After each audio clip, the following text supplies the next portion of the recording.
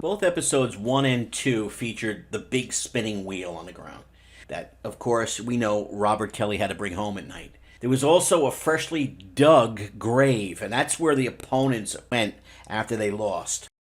Pretty much explained when he said the title he had trouble with at one time, Ring My Bell, maybe because it was a song or it makes you think of shows like Saved by the Bell.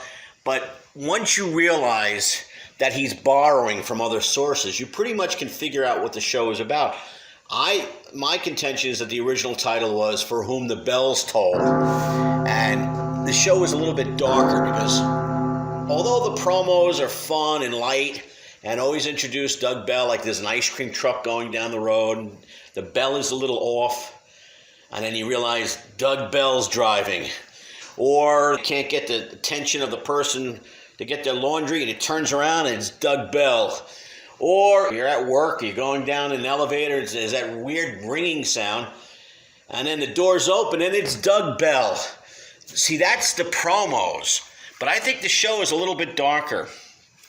I think he had a freshly dug grave, Grim Reaper with sickle, forcing them to get down into the grave and maybe take their jewelry and stuff like you would with a dead person.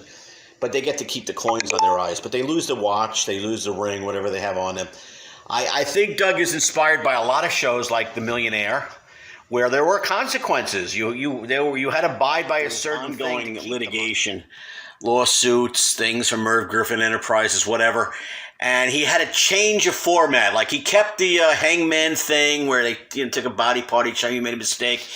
I think he brought in more like a courtroom element, where he was the judge and they had the scales of justice. Every time you won a prize, they put it on your side of the scale, and so on and so on. And they also had a tiebreaker that was very interesting. This is James Wardle. You knew me as Wobble. Put out whenever there was a tiebreaker. I know you're lonely. I hope you feel alright, baby. 'Cause me...